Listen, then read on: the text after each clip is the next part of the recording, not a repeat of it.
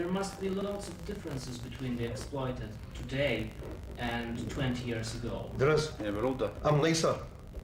Than before I just like say fuck off. Yeah. No, there's differences. It's no difference. Why? No difference. This I'm not as violent. We're a bit wiser than we used to be as well. We didn't get as violent so quick. Like. What is your attitude towards God Save the Queen? The words God Save the Queen, we didn't have an attitude towards it because she's not our queen anyway, we're Scottish. So we didn't see her as our figurehead anyway, so. I think all royalty and all kings and queens are just outdated. Why should there be somebody better? Why should there be somebody fucking, like, got more privileges in life than you? What have they done? And how you should be treated equal way? I mean, it's like, would you like to be king for the day? They're outdated, you know. It's like 13th century stuff that these were all invented, and they have no relevance in this time or place now. It's like society. It's like you've got like the rich and the poor, and the rich look down on the people that haven't got so much money. And the Queen's just they've not got any fucking right to do that. I think. I mean, the Queen's a tourist attraction now. That's what she is. She's an old cunt. She's an old cunt. That's what she is. We wanted to strip it all down and start again, and that's basically what we did. It was like DIY music, and anyone can make it, anyone can do it. I'm annoyed, these cunts. I heard the first, there used to be a band called Johnny Moped. He was an English guy for the early 70s, late 70s, 77. He just shouted in, and I went, I can do that. We saw the Ramones. Yeah. And we went, fucking hell, this is, you know, and we just speeded everything up from there. So, I mean, the three bands was the Pistols, the Damned, and the Ramones. I've no control over our early stuff because we were totally like, just naive when we started. We got ripped off for, like I say, we got ripped off for over £200,000 easily. So we got a good relationship with honest record companies, companies who do, you know, like keep the figures and, you know, like give you your royalty, you know. And then, you know, like the bigger the company, the more shit you go through, you know. We always say above us, above this level, just a club level, there is only shit.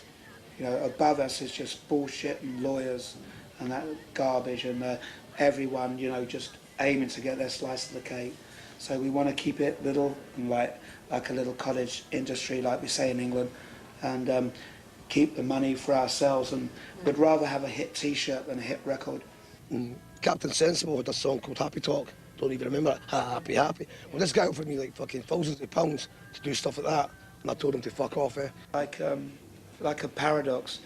They turn the kids onto the music, and then the kids look at the music, and kids get more serious, and then they find we're behind the music. So it means that we've done something that, you know, appeals to, you know, all ages.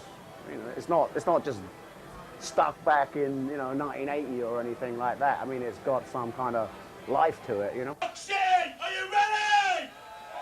Will you please welcome, for the first time on the east coast of America, from Leeds, England, the Abrasive world!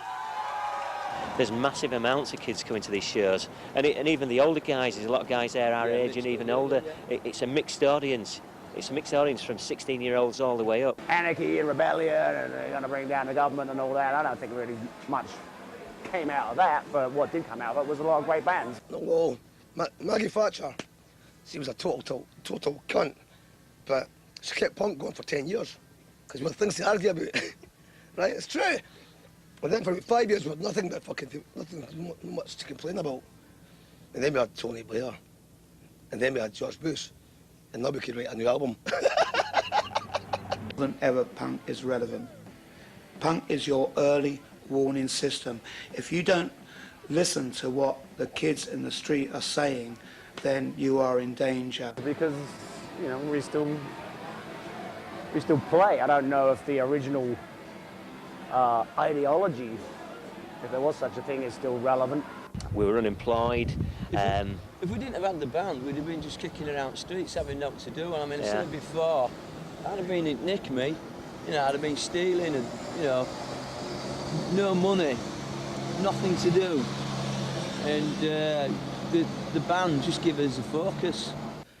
Because at the time you had, at the time it was like you had the crass punks and you had the exploit punks, which was Cross was like the anarchy and peace, and like kind of like, and we were just like, well, we were meant anarchy and like fucking just punch your face in.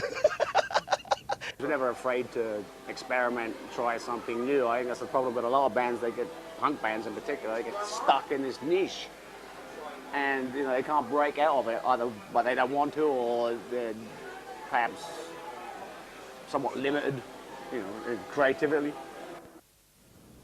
Somebody told me punk was dead, but that was 2 or 3 years ago.